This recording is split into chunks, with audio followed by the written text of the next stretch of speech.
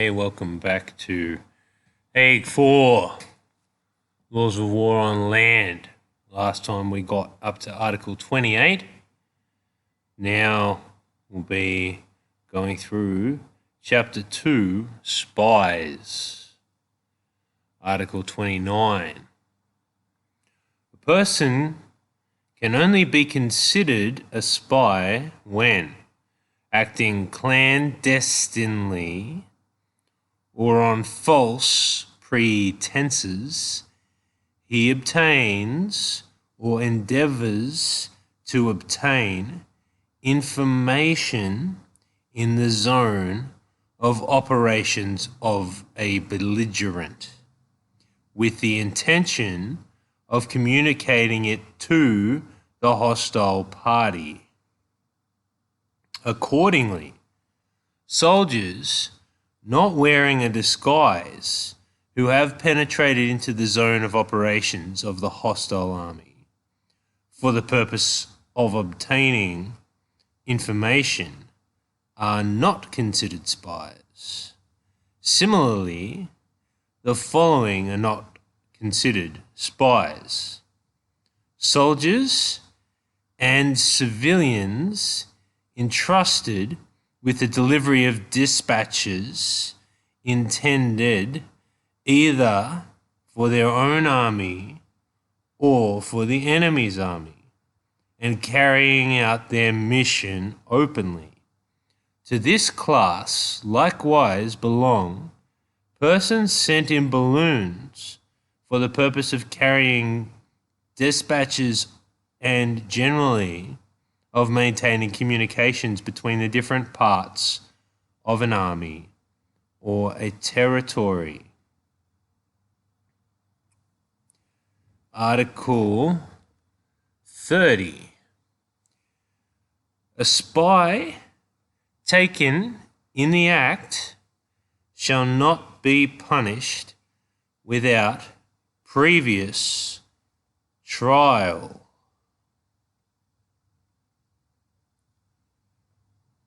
Does that suggest a spy that's been taken previously and gets taken again? So there's a right to espionage, it would seem. Article 31. A spy who, after rejoining the army to which he belongs, is subsequently captured by the enemy, is treated as a prisoner of war and incurs no responsibility for his previous acts as a spy. So a spy, even after being captured and then rejoining the army, is subsequently captured by the enemy again, is still treated like a prisoner of war. So spying is okay by Hague 4.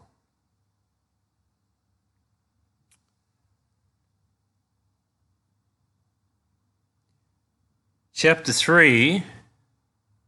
Flags of truce. Article 32. A person is regarded as bearing a flag of truce who has been authorized by one of the belligerents to enter into communication with the other, and who presents himself under a white flag. He is entitled to inviolability, as also the trumpeter, bugler, or drummer, the flag bearer, and the interpreter who might accompany him. Article 33. The commander to whom a flag of truce is sent is not obliged in every case to receive it. He may take all steps necessary in order to prevent the envoy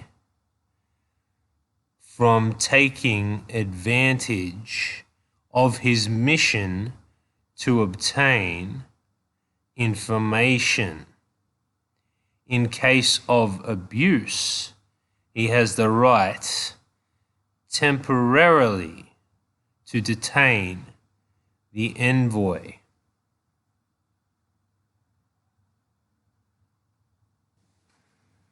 So an envoy, in my 1975 dictionary, noun, one sent on a mission, a diplomatic agent ranking below an ambassador. Article 34. The envoy loses his rights of inviolability if it is proved in a positive and incontestable manner that he has taken advantage of his privileged position to provoke or commit an act of treachery.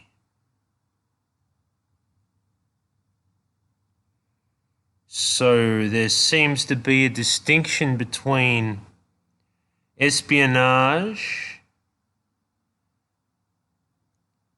which is protected prisoner of war status,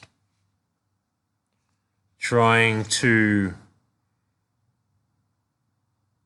recover or uncover information, is, according to what I can comprehend, to be treated like a soldier openly carrying arms. Whereas treachery voids inviolability. Misuse of a flag, for example. Chapter 4, Capitulations.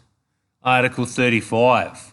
Capitulations agreed upon between the contracting parties must take into account the rules of military honour. Once settled, they must be scrupulously observed by both parties.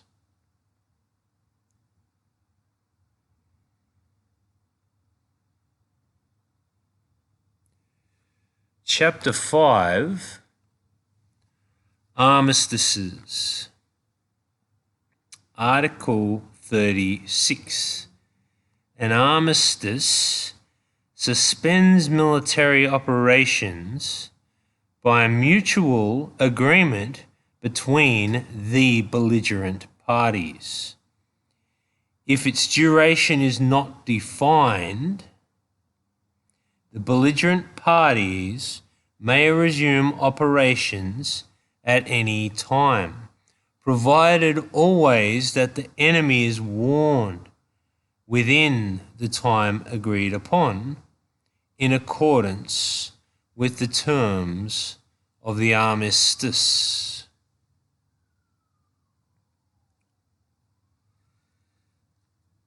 So, armistice is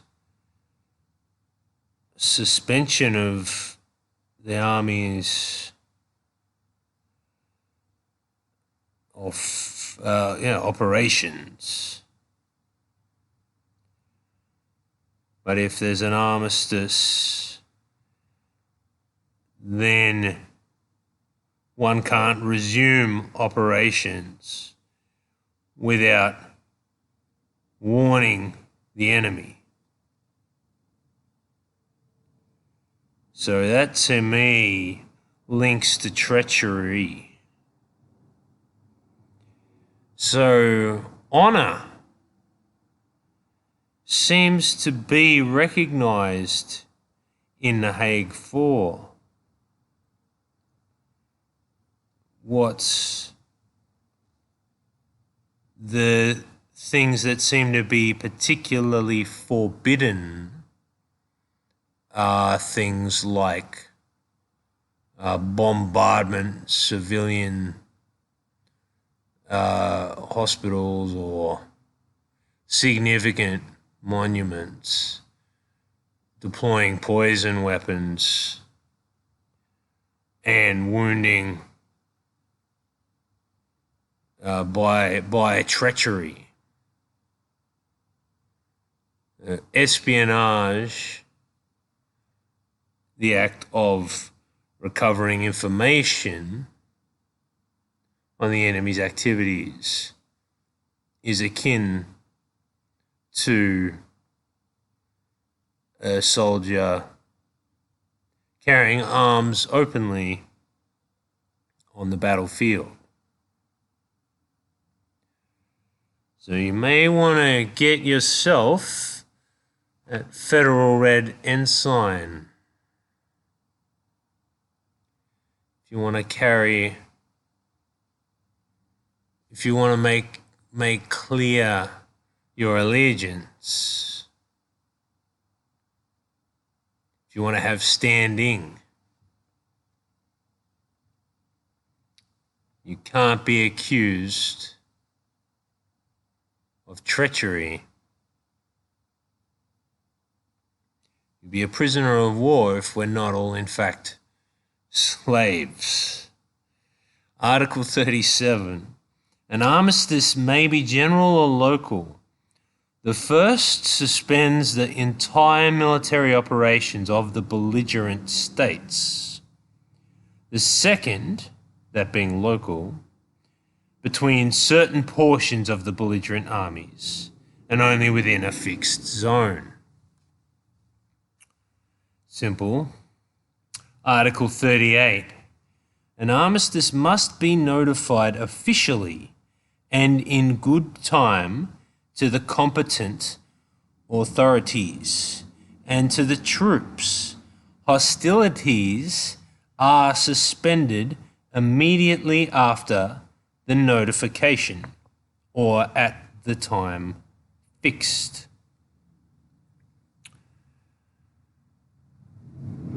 No good making decisions if you're not communicating.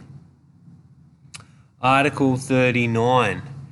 It rests with the contracting parties to settle, in the terms of the armistice, the relations which may be allowed in the theatre of war with and between the civil populations.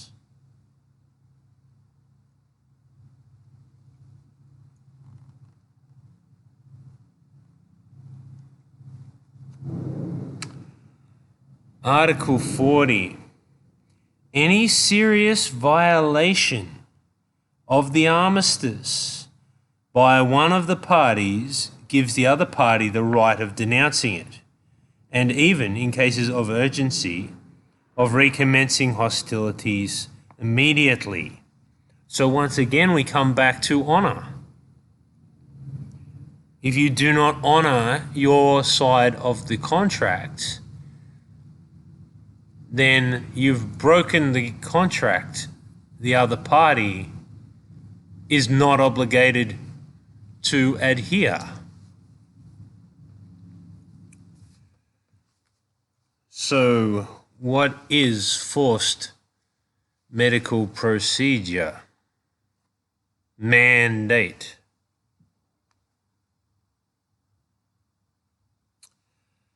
Article 41. A violation of the terms of the armistice by individuals acting on their own initiative only entitles the injured party to demand the punishment of the offenders, and, if there is occasion for it, compensation for the losses sustained.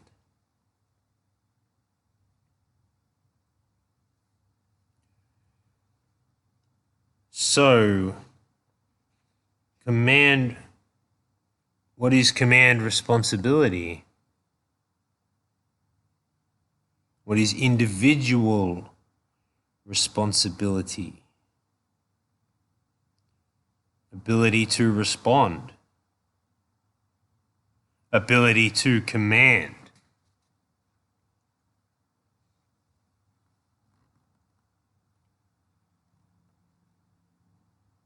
Or taking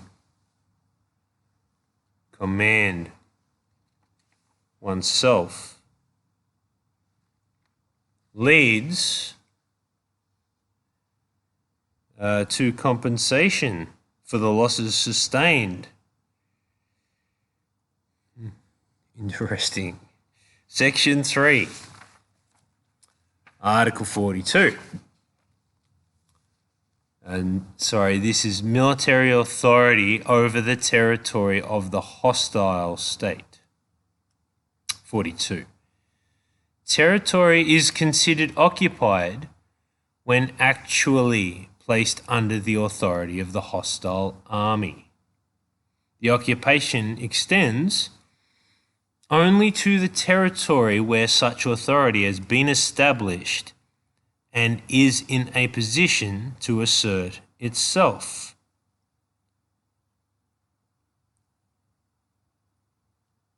So has an authority been established? It's interesting. It's an interesting question.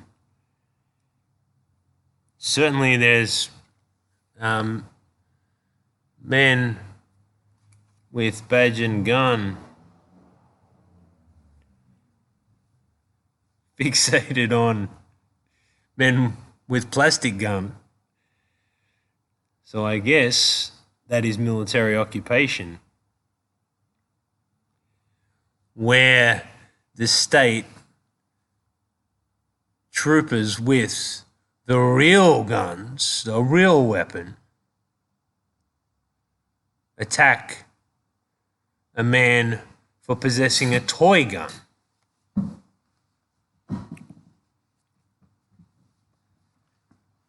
And pretend that he's a terrorist, but then get caught in their delusion. On record. Article 43.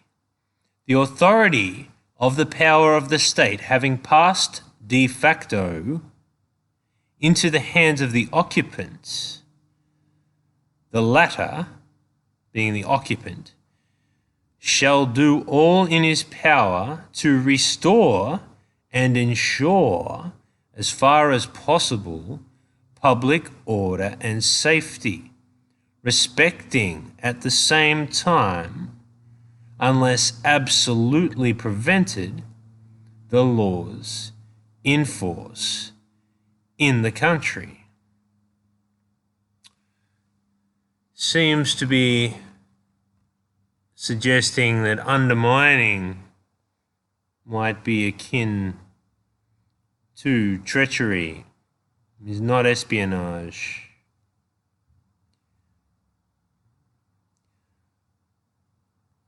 So the occupant, my reading of 43, the occupant has broken this convention, respecting at the same time, unless absolutely prevented, the laws in force in the country. Unless absolutely prevented. I don't see that has been... I don't see they could claim that. Article 44. A belligerent is forbidden to compel the inhabitants of territory occupied by it to furnish information about the army of the other belligerent, or about its means of defense.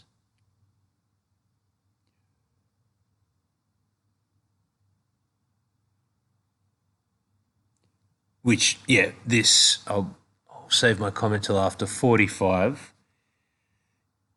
Article 45, it is forbidden to compel, I'm reading the screen there, the difference in words. It is forbidden to force the inhabitants of occupied territory to swear allegiance to the hostile power. So that takes us straight back down the rabbit hole where New South Wales Fixated Persons Unit did forced medical procedure and try to fix a belief that not only was not wrong at law, it turned out to be true.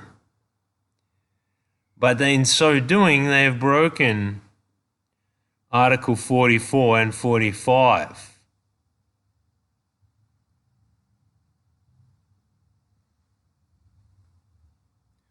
Of the Hague 4 Convention on Rules, Laws and Customs of War and Land. And another one, they've broken 46.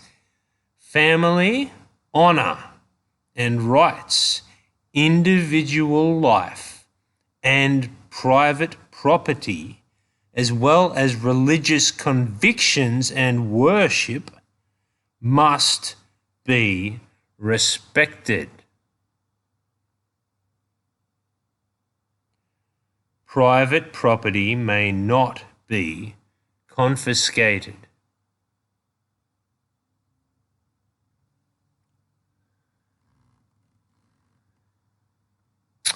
I'm just noting a difference in the wording again.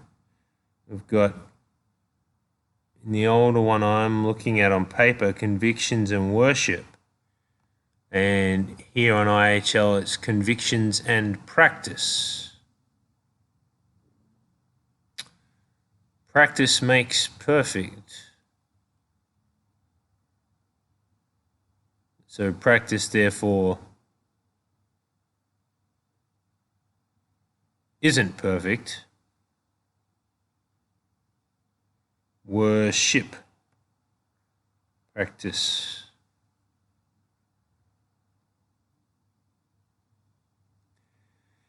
Interesting again. Article 47, pillage is expressly forbidden. Pillage is formally forbidden. And formally is another interesting word. Formerly, pillage is it used to be forbidden. Or is formal. Forbidden.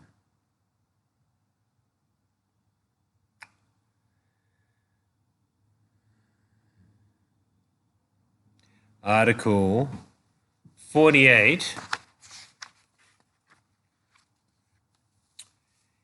If, in the territory occupied, the occupant collects the taxes, dues and tolls payable to the state, he shall do so as far as is possible in accordance with the legal basis and assessment in force at the time, and shall in consequence be bound to defray the expenses of the administration of the occupied territory to the same extent as the national government had been so bound.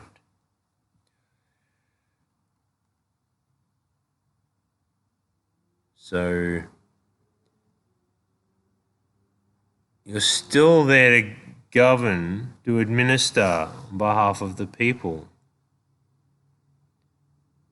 This mind-governing Australian government seem not to have any regard for this document whatsoever. Article 49.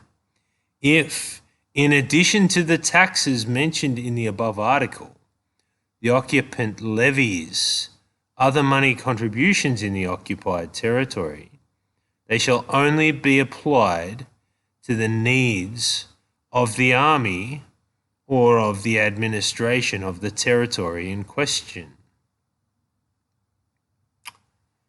So what's a levy? Is it a lever? Leverage? Leaving your shores?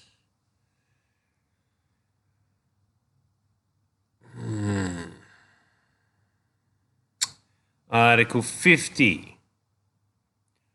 No collective penalty, pecuniary or otherwise, shall be inflicted upon the population on account of the acts of individuals, for which it cannot be regarded as collectively responsible. Maybe one for Mr. Daniel Andrews to consider.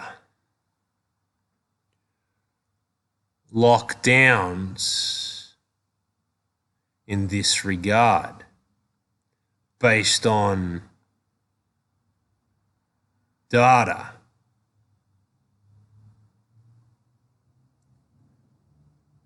based on numbers, not even based on actions of individuals, based on delusion, one might say. Article 51. No contribution shall be collected except under a written order and on the responsibility of a general in command. The collection of the said contribution shall only be effected in accordance, as far as is possible, with the legal basis and assessment of taxes in force at the time.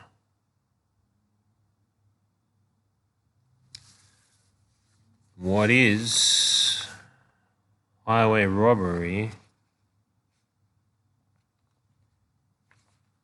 So there's another sentence in that article. For every contribution, a receipt shall be given to the contributories. A receipt, a document showing that something was received. So what is a tax invoice?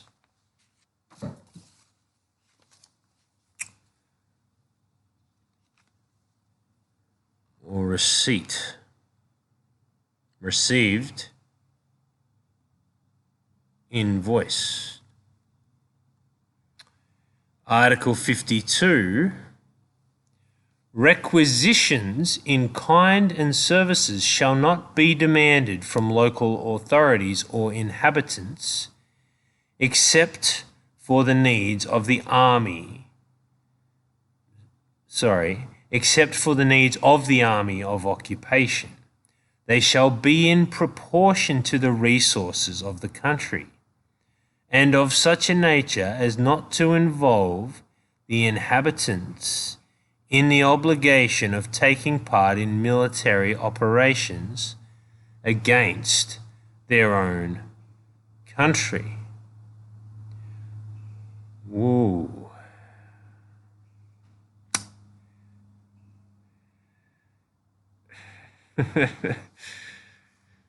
They shall be in proportion to the resources of the country. It doesn't say to me, rob them blind. Anyway, such requisitions and services shall only be demanded on the authority of the commander in the locality occupied. So who's the commander with authority? In which locality? The Constitution Act repealed the borders between the colonies as they became states of one commonwealth.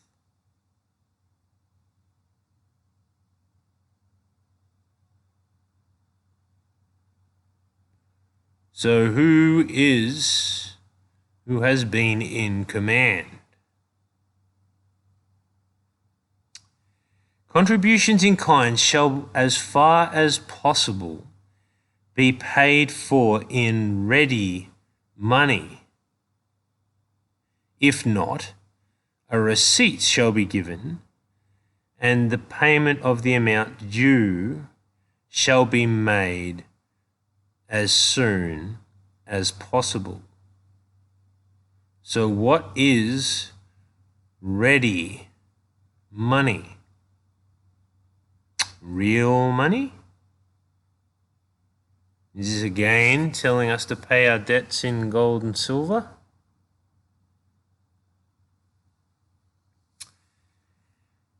Except in... Sorry, I think I skipped ahead. 53.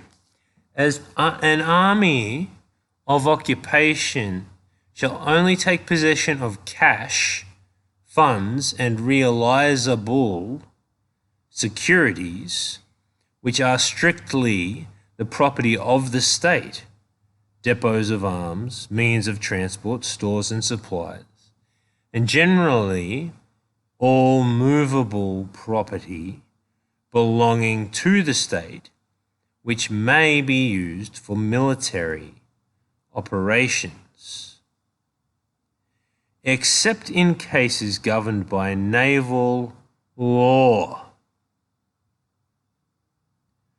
All appliances adapted for the transmission of news or for the transport of persons or goods, whether on land, at sea, or in the air, depots of arms, and in general all kinds of war material may be seized, even if they belong to private individuals, but they must be restored at the conclusion of peace, and indemnities must be paid for them.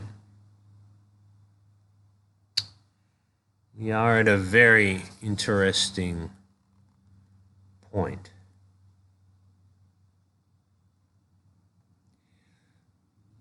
Article 54. Submarine cables connecting an occupied territory with a neutral territory shall not be seized or destroyed except in the case of absolute necessity. They also must be restored at the conclusion of peace, and indemnities paid for them.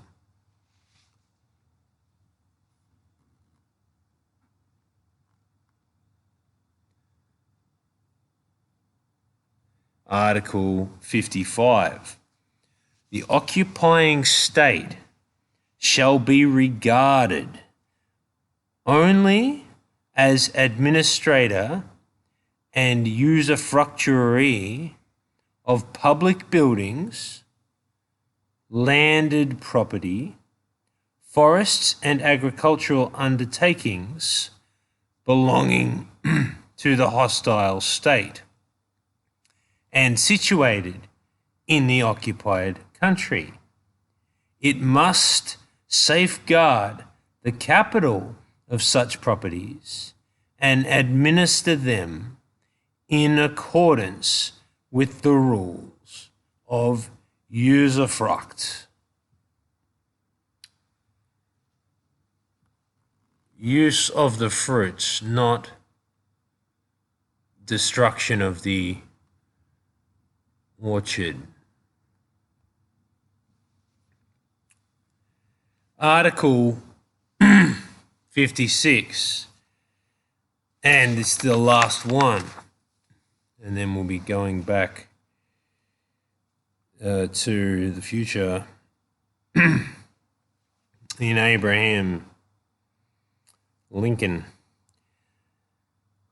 Article 56, the property of local authorities as well as that of institutions dedicated to public worship, charity, education, and to science and art, even when state property shall be treated as private property.